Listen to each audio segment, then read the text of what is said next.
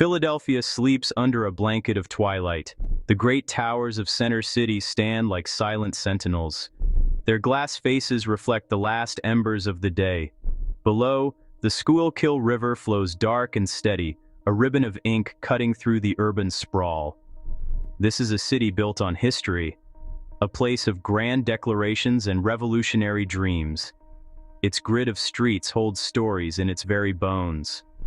From the proud stone steps of the Art Museum to the quiet cobblestones of Old City, a certain weight hangs in the air.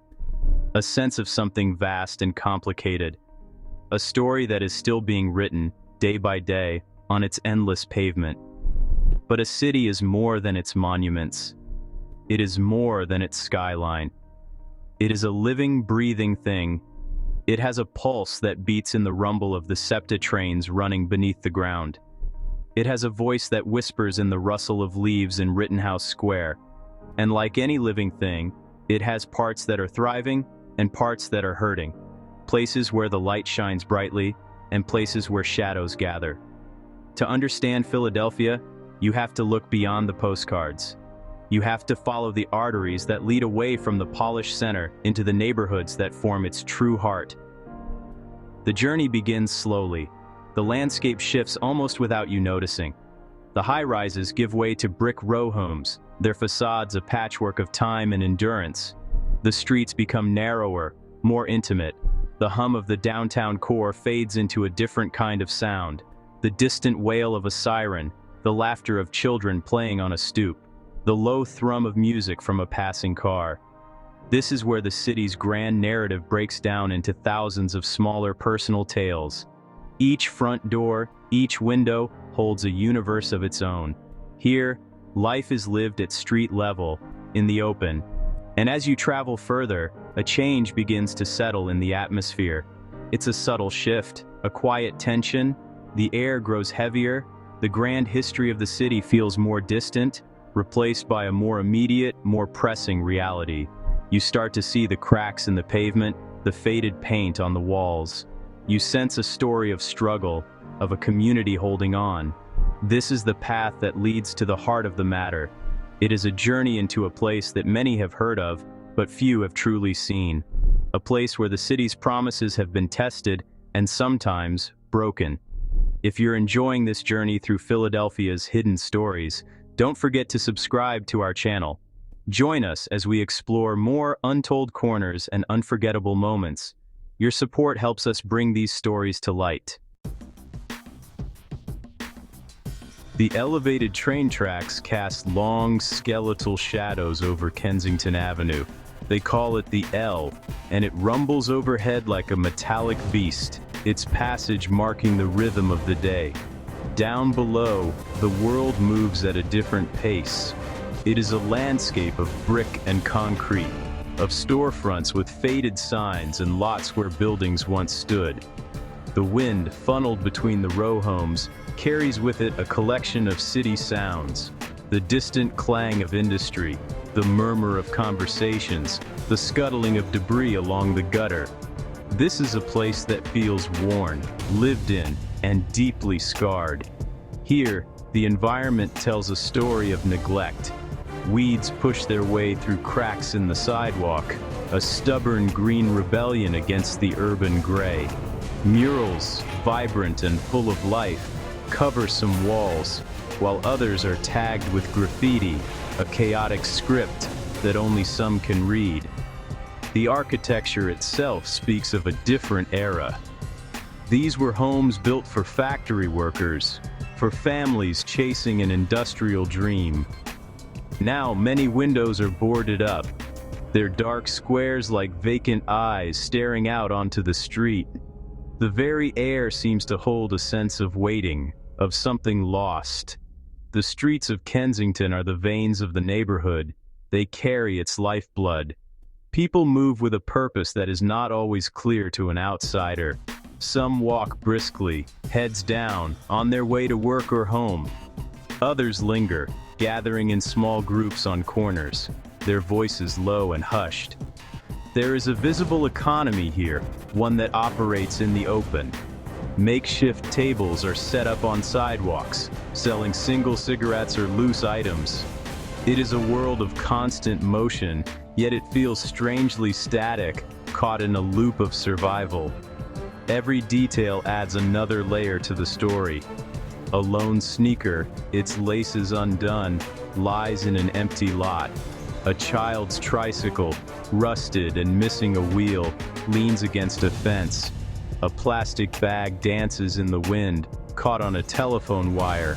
A ghost suspended above the street. These are not just random objects.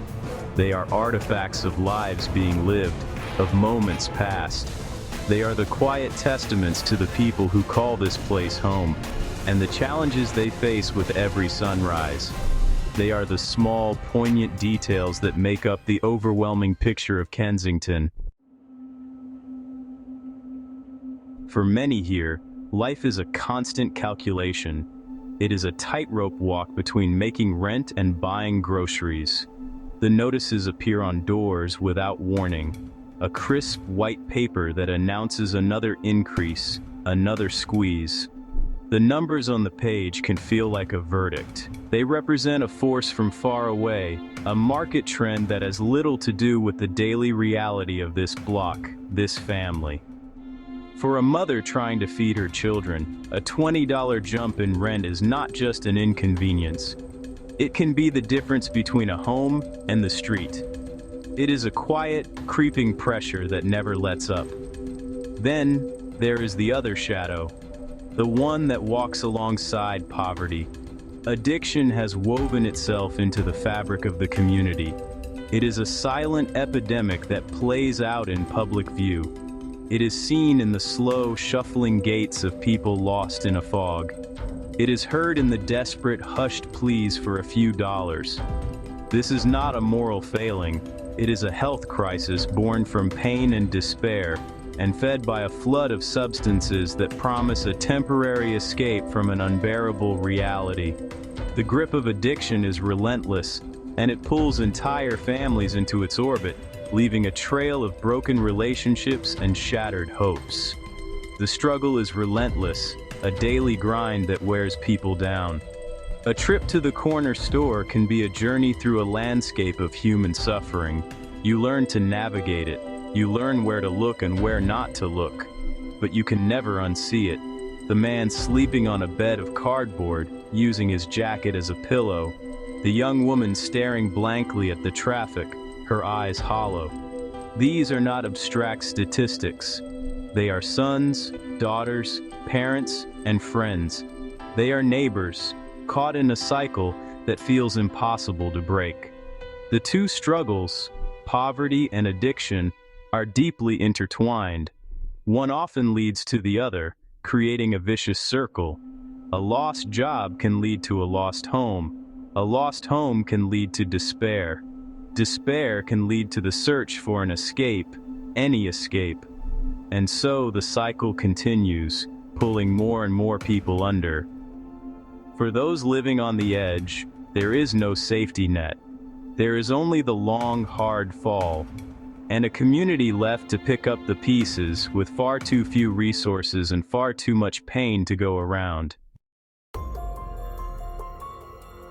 There is a unique stillness that falls over parts of Kensington, even amidst the constant noise.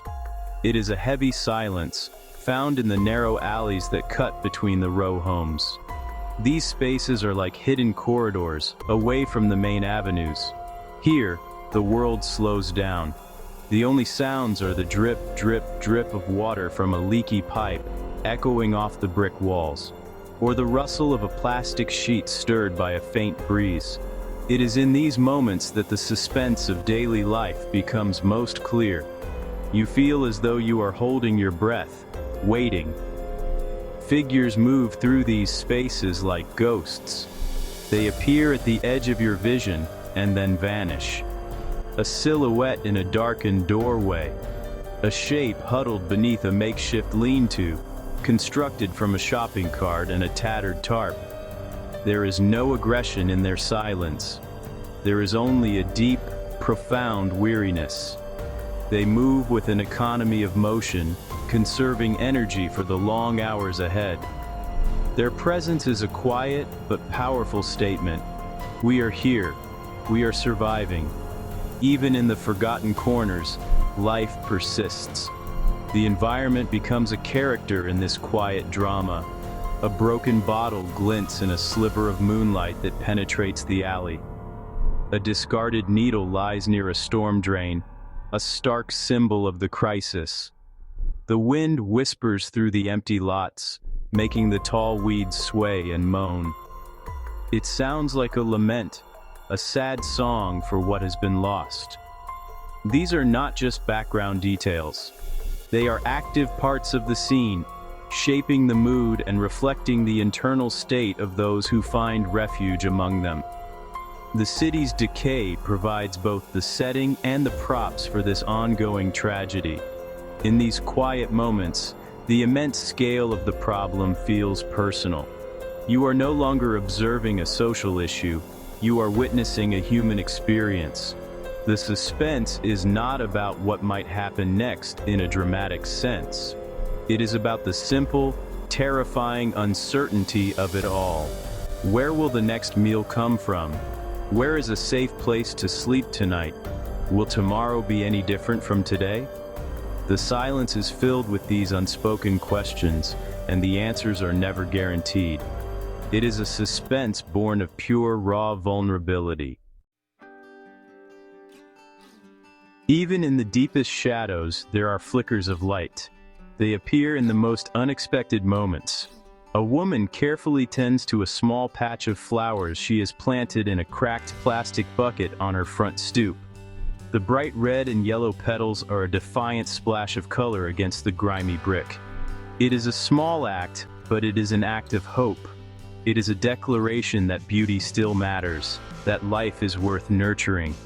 She waters them every morning, her movements slow and deliberate. It is a ritual of care in a place that often feels careless. Human connection becomes a form of currency, more valuable than money.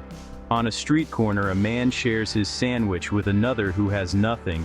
There is no grand gesture, no speech, just a quiet transaction of kindness. A simple nod of understanding passes between them. A volunteer from a local outreach group walks the streets, handing out clean socks and bottles of water. She knows many of the people by name. She stops to talk, not just to offer supplies, but to offer a moment of recognition, to see the person behind the addiction or the homelessness. You see scenes of resilience play out every day. Children somehow find ways to be children.